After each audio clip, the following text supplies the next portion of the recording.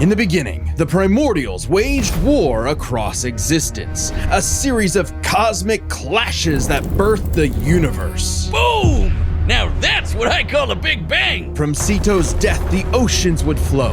From Uranus's strikes, the stars were spawned, and so forth. Thus, the world itself was born from violence.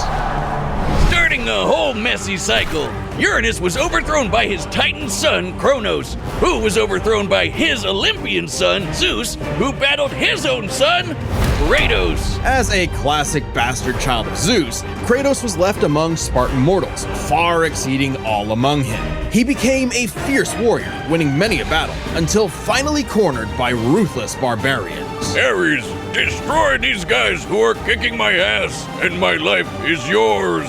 A deal was made, and Kratos was joined at the bone with the Blades of Chaos, a set of chain swords and basically a badass whirlwind of flame and steel. But Ares had a scheme. While doing work for his god, Kratos accidentally murdered his own family, permanently marked by the ashes of his wife and daughter. He was, forevermore, the ghost of Sparta. So he was kinda understandably really pissed off. Time for a new god of war. The gods were crapping their togas in fear as the new god of war took out his rage on all of them. And got some new gear out of it too. With Poseidon's trident and Icarus's wings, Kratos dominated both sea and sky. He also has a tendency to carry powerful severed heads, like Medusa's. And the claws of Hades could steal souls, even the soul of Hades himself. Should have thought that one through, man. Neither Perseus or Hercules were a match for Kratos, nor was Helios, the sun god capable of moving stars and spreading light across the entire underworld. He fought Atlas, the Titan of Strength, who broke the load-bearing pillar of the universe. So Kratos forced him to hold up the cosmos on his own instead. And he could do it with just one hand, according to the novelization. Even his grandpappy Kronos failed to stop him. You know, the guy who overthrew the primordial that punched the universe into existence? Causing shockwaves that moved over a quadrillion times faster than light, a frankly incomprehensible feat. Then there's Daddy Zeus, who proved a serious challenge, until Kratos drew perhaps his ultimate weapon, the Blade of Olympus. It can make tornadoes, lightning, force fields. Oh, and it can stab the hell out of you. It siphons godly energy and can pull enough to even kill Zeus. Like father, like son. Even while Kratos ultimately released hope across the Greek world, he could only do so after annihilating everything. Like a badass, he was unstoppable, non-stop killing and sex and even more killing.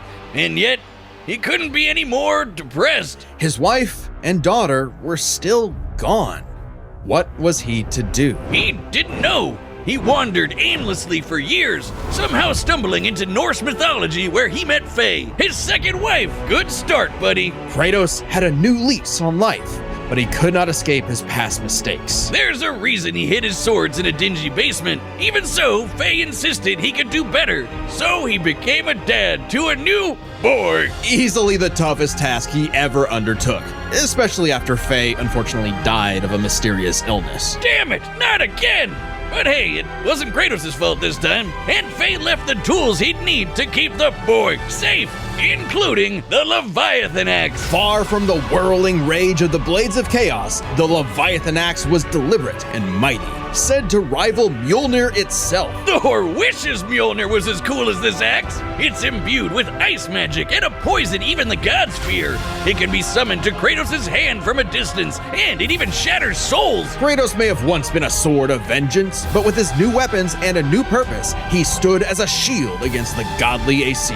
Too bad he just can't help but get in trouble with gods. But now he knew how to control his anger. Which is even more important than it sounds. Kratos' Spartan rage summons an inner strength with magical properties. He can even get so pissed off that he straight up heals himself. That seems like the opposite of what should happen. Not all anger is problematic, and Kratos wields plenty of new weapons and relics to channel his rage through. Like the Dropnir Ring, which can summon a bunch of wind spears. They can absorb all types of energy and blast it back. He even has relics and magic that can warp space and slow down time. Naturally, he contested with the strongest of the Norse gods, including the god of thunder Thor, who was powerful enough to fight the fire giant Surtur and the world serpent Jormungandr at the same time. Oh, and that fire giant would be the cause of actual Ragnarok. You can't defeat me, Thor. I know, but he can. Well, not exactly. Freyr, the rain god, held off Ragnarok for a considerable time on his own, and the sheer power of Ragnarok shook Yggdrasil down to its very roots. That's the world tree, which is like a literal tree that connects the whole universe. According to Freya, the tree's very existence supports all of creation among its boughs. Every strand transcending time, transcending space. Everything comes back to the tree. So it's kinda like Kratos lives in a really, really, really big treehouse. In his quest to free the Norse world, Kratos reclaimed old weapons by reckoning with his past sins, even taking up the Blade of Olympus once again. Even better, he actually got to be a decent dad. And now the boy is a man and also a bear. Kratos made a lifetime of mistakes, but this future would be different. He'd be more than he was in the past, not just a god of war, but a leader, a father, and a defender, a god of hope.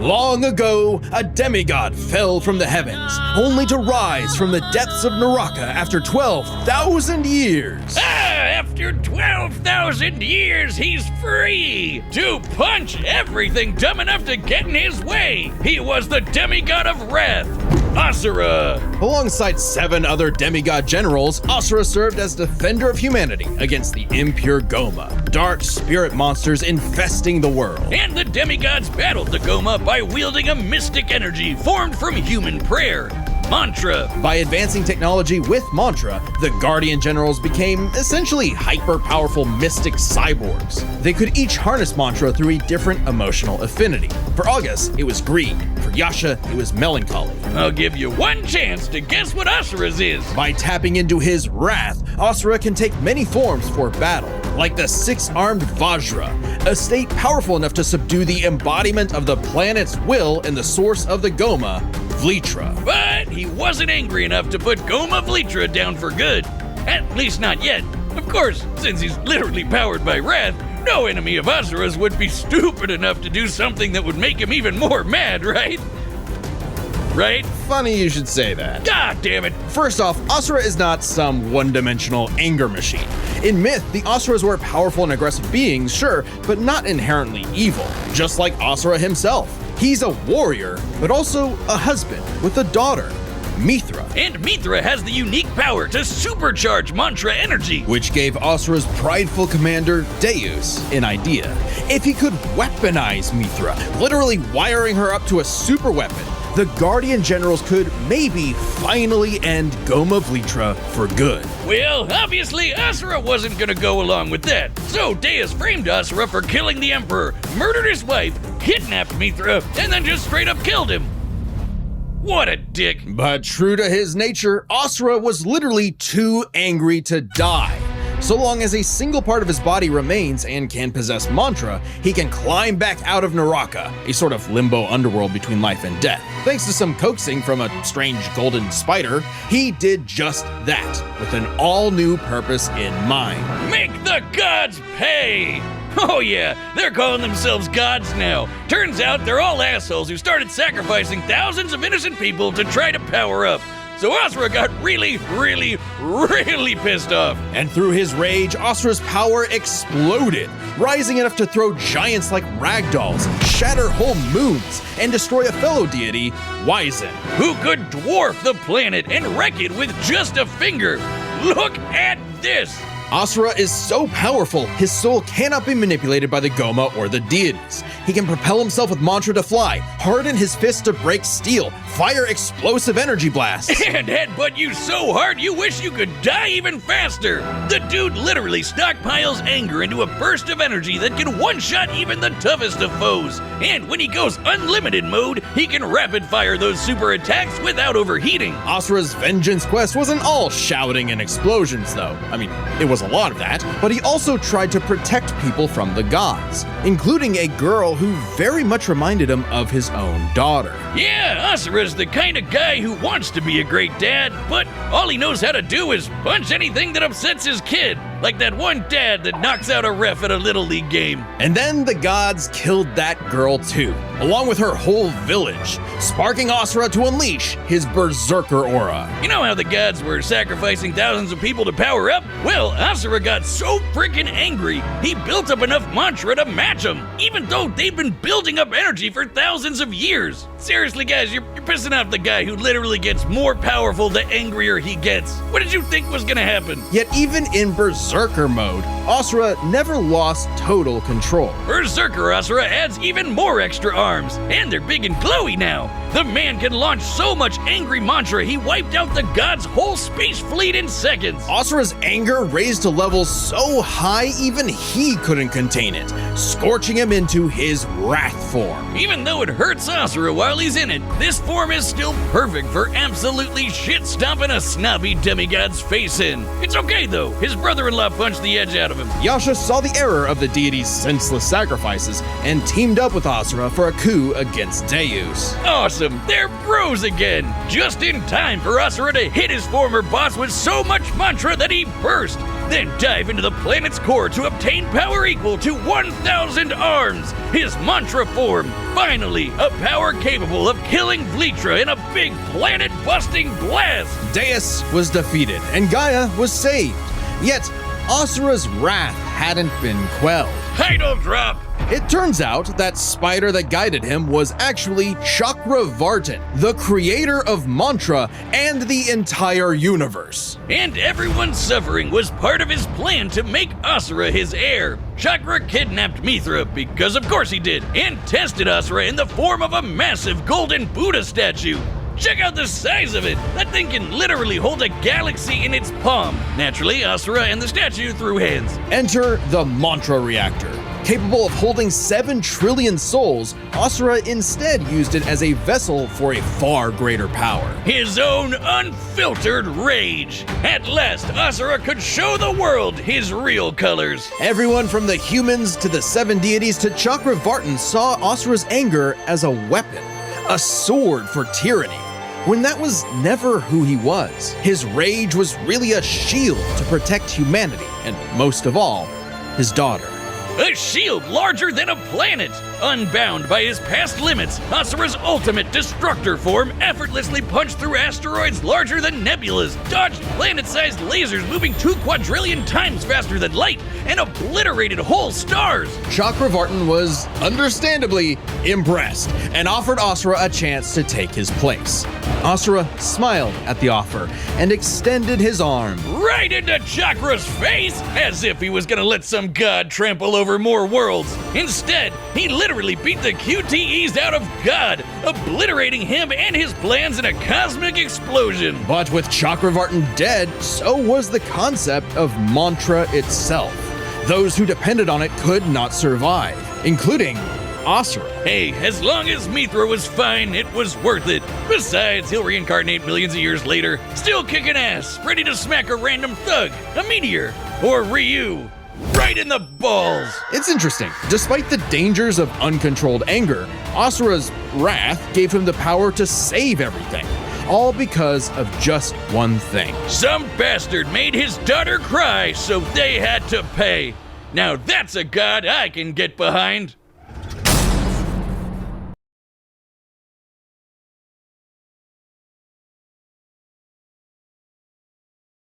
Abilities. It's time for a dad battle!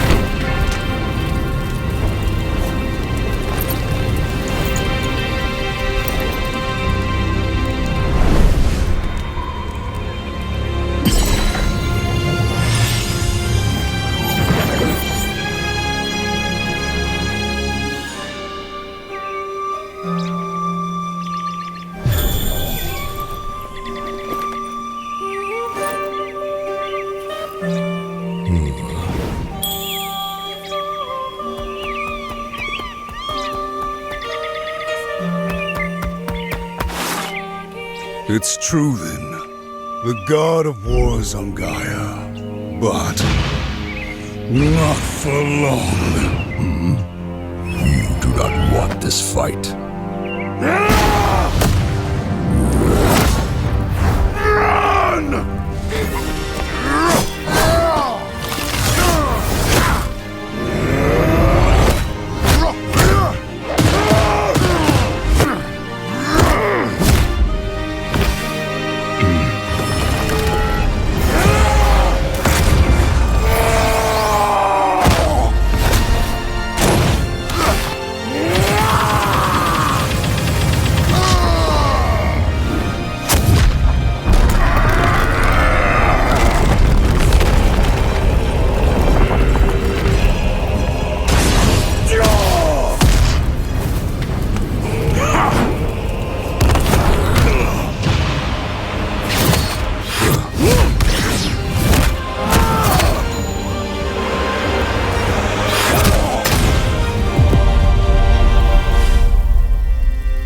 Let your wrath consume you. I have been down that road before. Shut up! Very well.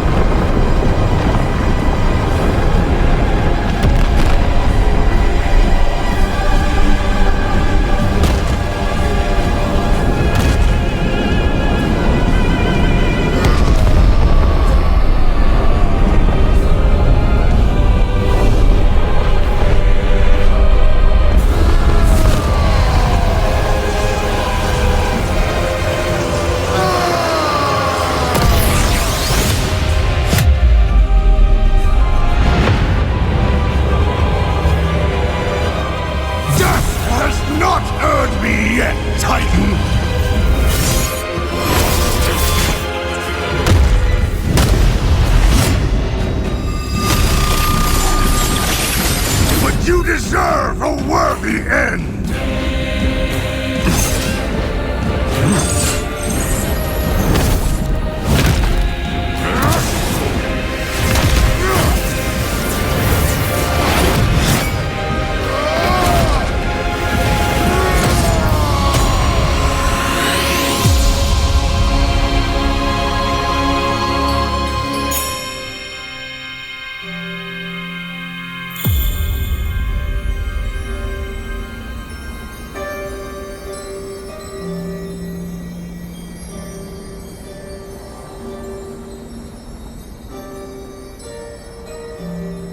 You are a monster no longer. I never was.